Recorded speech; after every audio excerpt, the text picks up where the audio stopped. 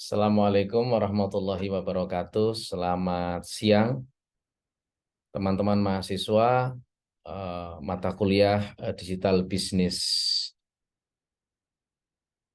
yang saya banggakan. Hari ini kita lanjutkan kembali dengan eh, topik kaitannya dengan implementasi IT untuk strategi bersaing.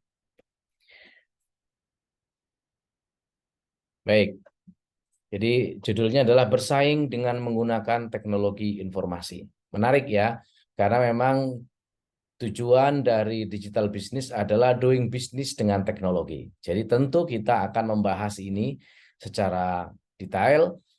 Saya mengantarkan beberapa penjelasan, nanti teman-teman bisa melakukan pengayaan sendiri bagaimana memahami secara utuh tentang implementasi bersaing dengan menggunakan teknologi informasi.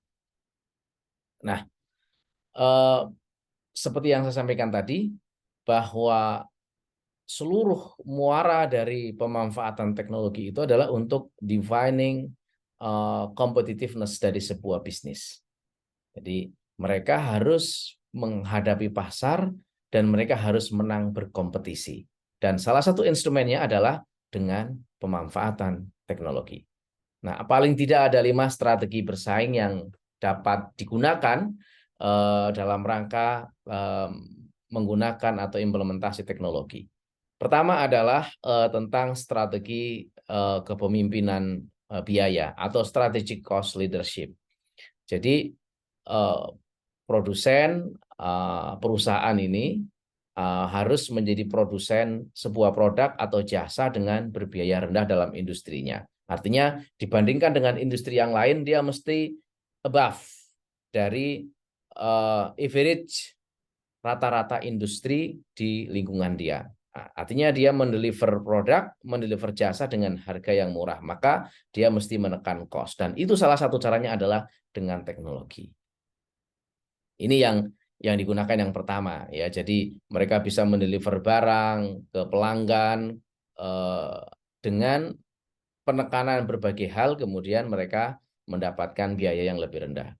Contohnya apa? Contohnya misalnya ada Walmart ya, kalau salah satu perusahaan retail yang cukup besar di Eropa, itu dia menerapkan just in time.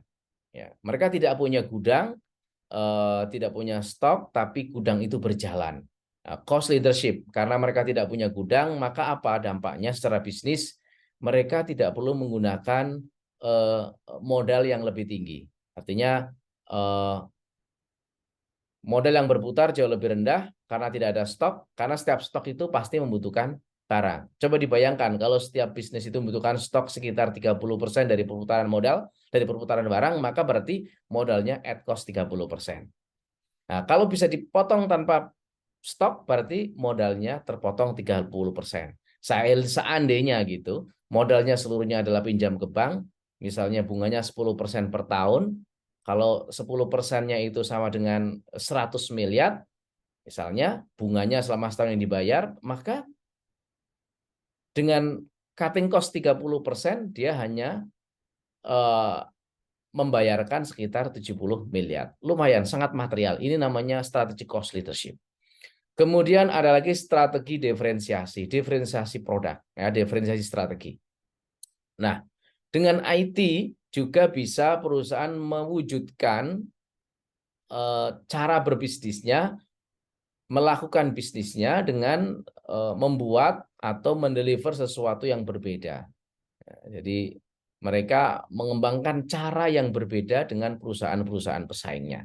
Baik itu cara memproduksi atau cara mendelivery barang itu. Nah, keunggulan diferensiasi ini biasanya ditujukan untuk fokus kepada produk atau market tertentu. Ya, ya. Jadi ini yang bisa digunakan ya untuk segmen yang niche market. Ya. Jadi strategic diferensiasi.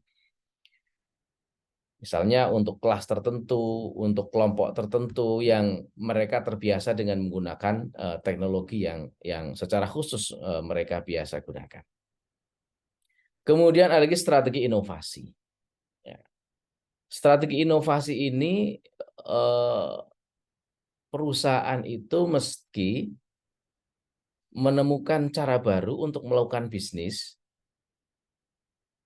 dengan apa? Mereka melibatkan pengembangan berbagai produk atau jasa yang unik.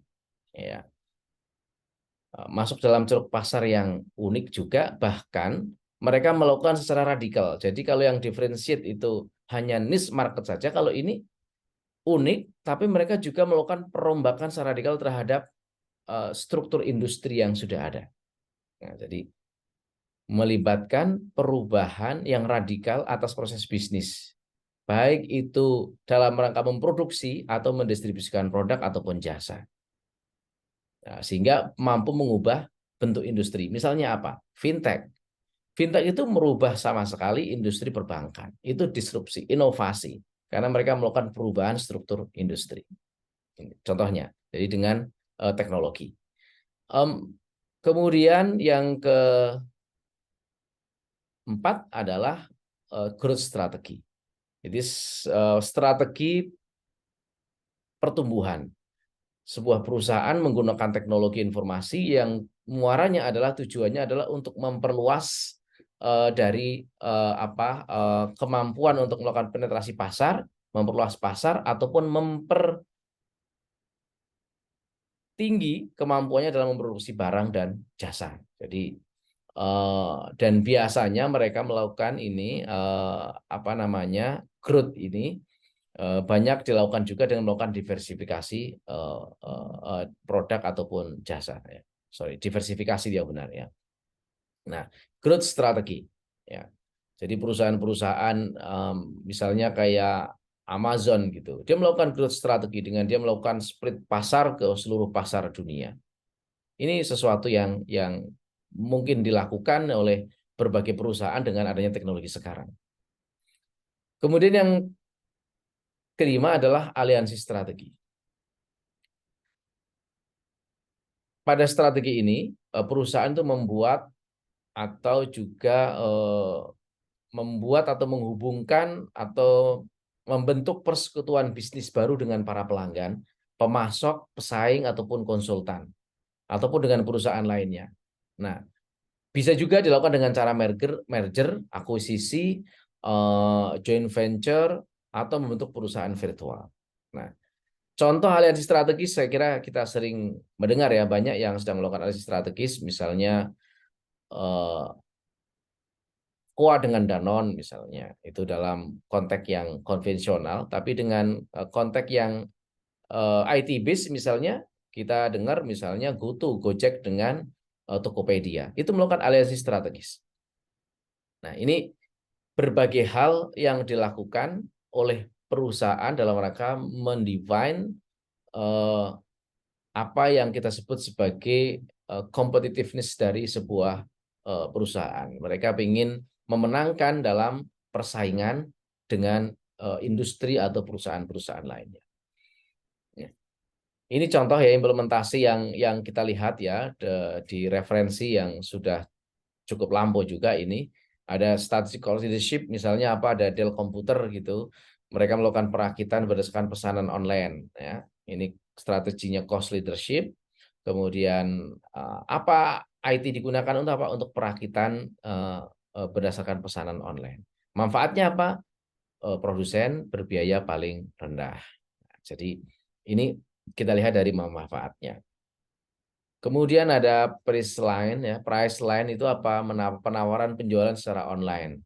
Ya, price line namanya juga ya. Apa? Penetapan harga yang ditentukan oleh pembeli. Ya, jadi pasti kayak semi lelang gitu ya. eBay juga ya. Ini lelang online nih sama nih. Harga pasti berdasarkan lelang. Tentu yang harga yang paling kompetitif lah kira-kira gitu yang didapatkan. Nah, kemudian ada strategi diferensiasi ya. Misalnya apa? Net Marshall gitu ya. Itu melakukan e-commerce pelanggan atau pemasok. Manfaatnya apa? Meningkatkan pasar. Kemudian ada juga Moon Incorporation, desain pelanggan secara online. Ya, melayani desain. Jadi kalau kita mau buat desain dia bisa memberikan layanan. Apa? Meningkatkan pasar. Kemudian ada consolidated freight waste gitu. Apa tujuannya adalah untuk tracking, penelusuran pengiriman barang pelanggan secara online. Meningkatkan pasar. Ada juga inovasi ini, inovasi misalnya Federal Express, penelusuran paket dan manajemen penerbangan secara online. Dia memimpin pasar. Ya, Amazon ini juga melakukan inovasi juga. Sistem layanan penuh untuk pelanggan secara online, memimpin pasar, manfaat bisnisnya. Nah, ini berbagai hal yang Anda juga bisa melakukan hal yang sama, mengidentifikasi perusahaan-perusahaan yang ada di sekitar Anda, baik itu multinational company maupun perusahaan domestik, untuk melakukan mapping mereka itu menggunakan strategi apa sih dalam mereka memanfaatkan teknologi informasi. Ada juga pertumbuhan, ya, Walmart, ya, ini Walmart juga melakukan pertumbuhan, ya, jadi ada City Corp, ya. Nah, Walmart itu pemesanan barang dagangan oleh jaringan satelit global, ya. Kemudian ada Toys US Incorporation, penelusuran persediaan melalui point of sales, ya, memimpin pasar manfaatnya. Ada aliansi strategis. Walmart juga melakukan aliansi strategis nih untuk mengurangi biaya persediaan, meningkatkan penjualan. Jadi strategi itu dalam satu perusahaan bisa jadi menggunakan lebih dari satu atau dua strategi. No issue, artinya bisa saja kalau memang dimungkinkan dia untuk menggunakan combine satu, dua, bahkan tiga strategi secara bersamaan untuk dia defining competitiveness dia, yes, oke, itu saya kira itu menjadi keunggulan dari perusahaan itu. Ada Staples Incorporation and Partner. Dia lakukan belanja satu tempat secara online dengan satu tempat, meningkatkan pangsa pasar. Nah, ini 5 strategi kompetisi, strategi bersaing yang dilakukan oleh perusahaan dengan cara memanfaatkan teknologi informasi. Nah, ada beberapa hal strategi yang lain, ya. Misalnya dengan melakukan locking customer and supplier. Ini barrier to entry, ini mirip-mirip lah, ya. Locking in customer and supplier, mengunci pelanggan dan memasok di dalam. Jadi dia tidak bisa keluar. Orang kalau sudah berlangganan dia nggak mau berkeluar, ya. Misalnya kalau zaman dulu, ya, sebelum misalnya kalau yang konvensional gitu, orang beli kartu Halo itu kartunya udah mahal. Kemudian langganan juga ada. Orang mau keluar sudah males. Sekarang apalagi? Banyak hal, ya. Layanan online yang sudah ada, orang sudah sudah membayar di awal, kemudian merasa nyaman, ya dia terkunci, dia tidak bisa keluar. Ya. Kemudian membangun biaya berpindah, ada switching cost. Ya, ini, jadi kalau dia pindah, ada switching cost, ada biaya untuk berpindah. Jadi orang males, kalau saya pindah dari menjadi pelanggan ini ke sana ada biaya tambahan. Orang males jadi untuk pergi. Ada juga meningkatkan halangan masuk, barrier to entry, ya, dengan teknologi yang sudah canggih, dengan investasi yang besar, orang lain agak susah, ya, untuk kemudian masuk lagi, mendorong investasi dalam teknologi informasi. Ya, ini saya kira satu nafas dengan yang pertama. Nah, itu adalah cara-cara, ya. Tadi ada aliansi strategis, kemudian membangun perusahaan virtual. Nah, ini sekarang sudah sangat viral, ya. Perusahaan virtual itu ada di mana-mana. Bahkan ada satu perusahaan yang menghubungkan antara konsumen di mana, tenaga kerjanya di mana, itu terhubung dengan satu situs, ya, khususnya dalam perusahaan-perusahaan yang berbasis teknologi, ya, misalnya mereka menjadi jasa konsultan atau jasa software house gitu, software developer tapi secara virtual, yang konsumennya mungkin di Eropa atau di Amerika, kemudian perusahaannya di Singapura, tenaga ahlinya ada di Indonesia sama di India, atau programmer engineer-nya ada di Indonesia sama di India misalnya. Ini sudah sangat lazim, ya, dilakukan oleh perusahaan-perusahaan di masa sekarang. Ini rantai nilai, ya, kalian bisa coba pelajari ini untuk memastikan sebenarnya kita mau creating value di mana sih dalam sekian value chain yang ada dalam proses bisnis. Apakah kita mau di sisi logistik inbound, just in time. Misalnya operasi, kita mau main di mana, di sektor operasi misalnya. Apa misalnya computer aided flexible manufacturing ya misalnya. Kemudian apa logistik outbound, titik penjualan dan proses pemasaran online. Nah, ini beberapa hal yang bisa diciptakan ya. Pemasaran dan penjualan. Ini pemasaran bertarget. Ini bisa menggunakan artificial intelligence. Kemudian layanan untuk pelanggan, manajemen hubungan pelanggan. Ini ada CRM sekarang. Ada teknologi yang digunakan untuk memaintain pelanggan, kemudian memberikan layanan secara personal. Nah, tinggal kita menciptakan nilai tambahnya di mana. Kira-kira begitu. Itu yang apa bisa kita gunakan tentang teknologi itu kita ciptakan, kita gunakan, kita implementasikan, kita mau menciptakan nilai tambah di bagian mana yang akan kita deliver kepada end user atau pemasok juga bagi perusahaan yang kita miliki. Oke, saya kira itu nanti beberapa hal kalian bisa membaca sendiri ini sebagai pengantar ya.